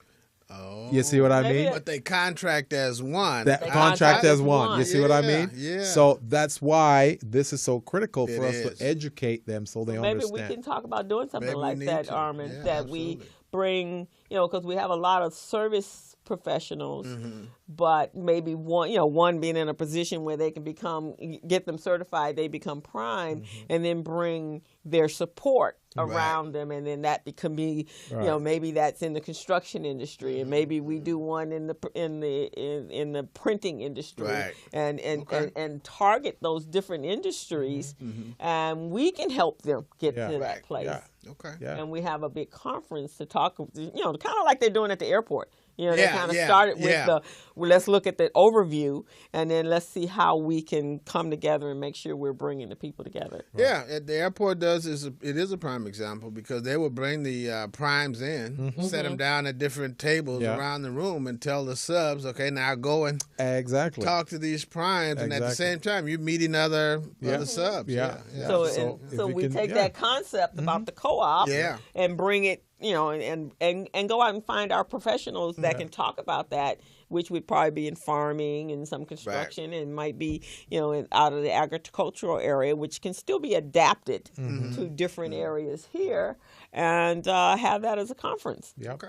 Definitely. And then we can make some changes, and then at the same time, then you cultivate them within the chamber. And they become members. Absolutely. And then we utilize the membership in RBD the same way. And then we're controlling, and we're just not leaving it to them to arbitrarily come to us, Okay. and we actually be the one that implement that mindset. Okay. About how many members does the chamber have right now? We currently have about 230 members. Active. Yes. Okay. And I thought that was a small number when I first took the chamber over, and I always referred to it as a boutique chamber. But a few years ago, I went to a conference, and they had chamber presidents and execs from all over the country. Right.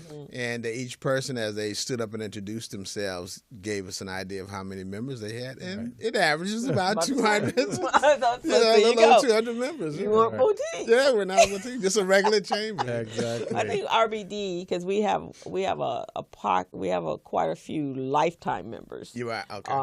And then I think we're on an average of probably about 3 to 4, but in not including our lifetimes. Our lifetime exceeds that, but I think on our active level, Okay, that's good. And we did pretty well with our campaign. We at the end of the year, I think people really realize they need to be connected. Excellent. And then we're offering more. The show helps that. But I think if we create those collaboratives and maybe figure out a way that they become a joint membership with the ones of us that want to participate together. Right. So in that think tank, that should be a conversation we probably could have. And then we can we are all out marketing for the same thing. Right. But this is what the chamber offers. This is what RBD offers. This is what whomever the Vermont Slauson. Right. And I know they're not a membership, but still, the resources that are over there with the loans. Yeah, they have a wealth of resources there. I refer people over there all the time. Right, and it might be a good time with Joe being over there. Yeah. We're going to see if we can get Joe on the show in February. I'm going to reach over there to him, and but I think that's what it's going to take in this new climate. So whatever they're doing on that side, we got to kind of be like I call him our gangster governor, Brown, because he did already put in Eric Holder and just in case. But he's not waiting for it to happen. So I call him our gangster governor. He gets what he wants. That's right. That's right. And what do he say? I don't care what's going on back there. California's staying exactly like it is. Right. And we ain't listening to none of y'all. We ain't building no walls. We're not doing this. We're not doing. Like, go ahead. We got our California care. But here's something because we're about to get off the air. Did you guys read on Facebook that?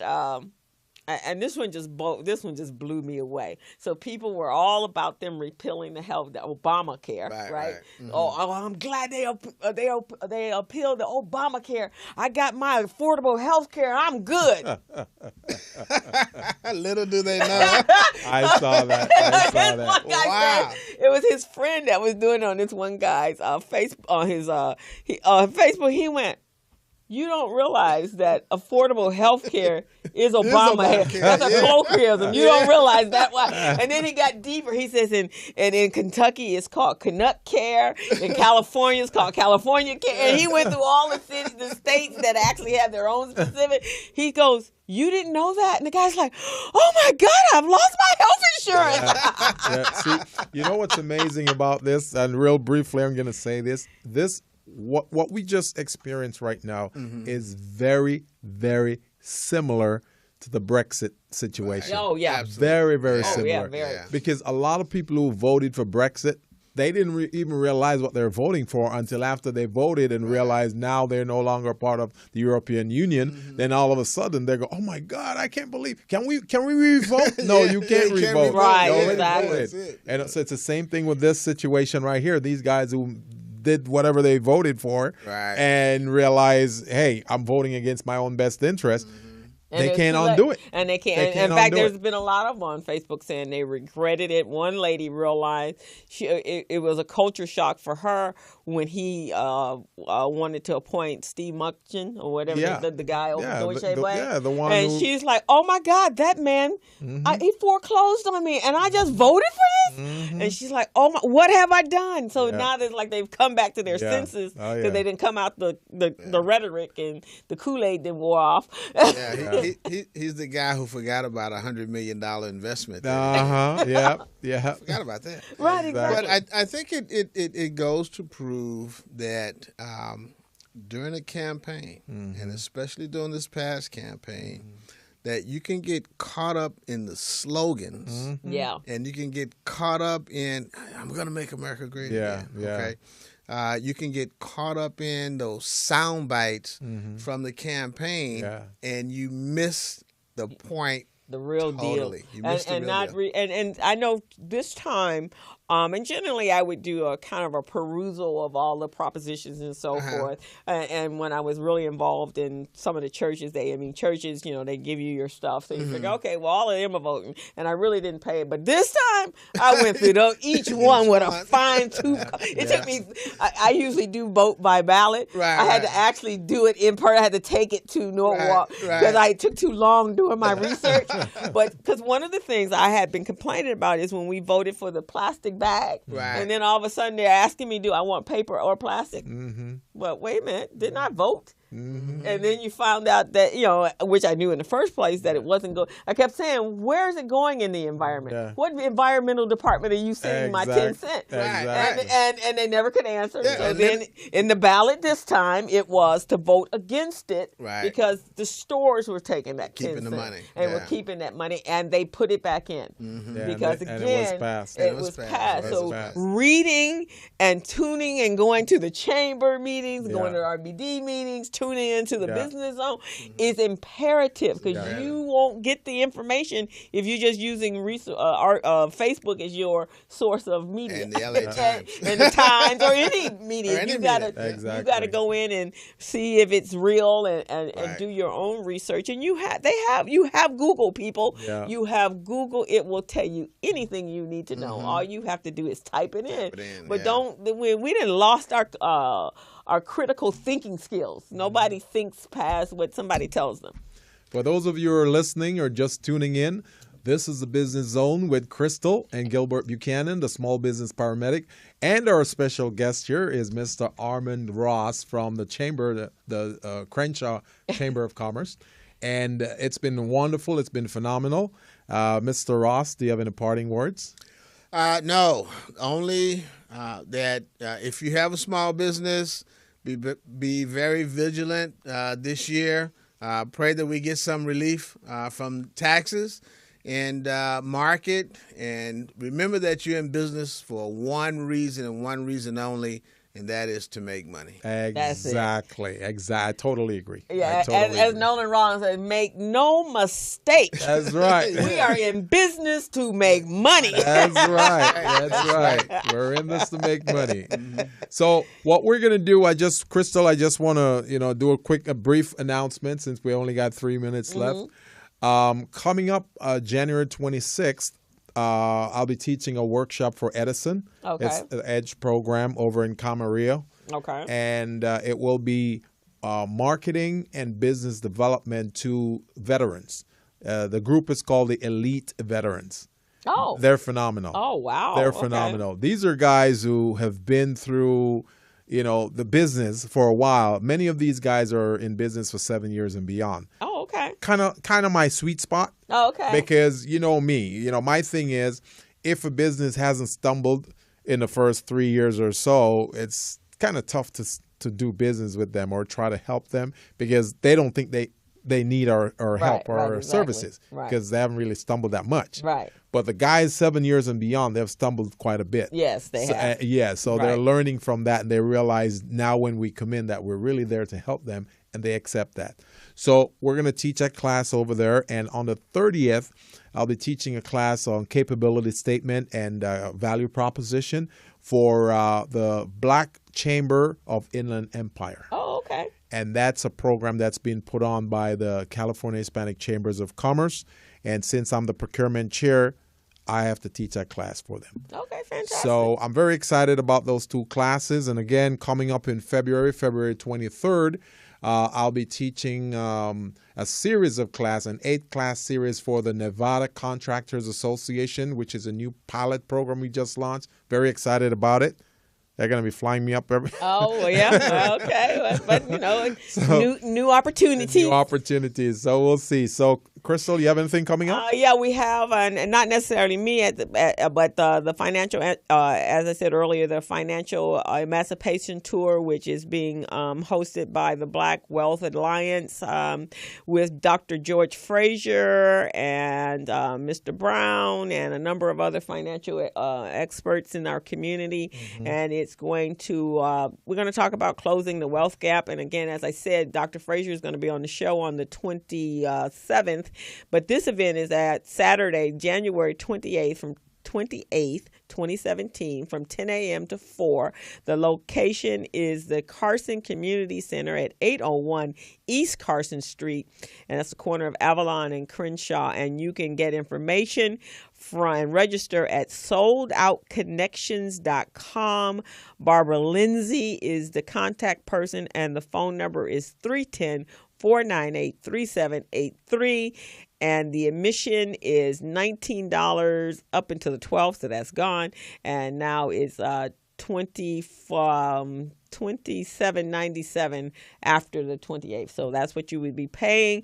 Actually, here's the deal, though. If you guys subscribe to the Business Zone YouTube channel, I actually have some complimentary tickets. There you go. And I will be willing to give up a couple, provided that you do something for us, and that is to subscribe and share our YouTube channel with your friends and family. Tune in every Friday afternoon from 3 to 5 at morrismedialive.com. We would love to have some participation from you guys. I know you have a lot of questions. Those of you that follow us on Facebook Live, go on over to the actual show. It's streaming live, and check us out and give us a call at 323-293-3375. And that's about all I got. As a matter of fact, Crystal, I want to put a challenge out there to all the listeners on Facebook today. Okay. For all of you who will go to the Business Zone today and subscribe, I personally will give you a free subscription to Small Biz Pro. I'll give you a free 1-year subscription to Small Biz Pro so you can better manage your business. You can find procurement opportunities free of cost, and also conduct market research for your business. So please go ahead and do that today, and Small Biz Pro is yours. And you can't beat that. You can't beat that. Some free tickets to learn how we're going to close the wealth gap and to become a wealthy community. That's right. And a Small Biz Pro. So you guys want to go on and subscribe. And we want to thank you for tuning in today. Recognize that there is hope. We just need to come together as a community and work hard for our community, unite, and build the economy, the economic economy that we need in our community. So we're going to sign off, and we're going to tell you to go tune in. We'll tune in next Friday from 3 to 5 at morrismedialive.com. And we're out. And we're out. To live, to love, and to give. There's one thing greater: to open up your heart.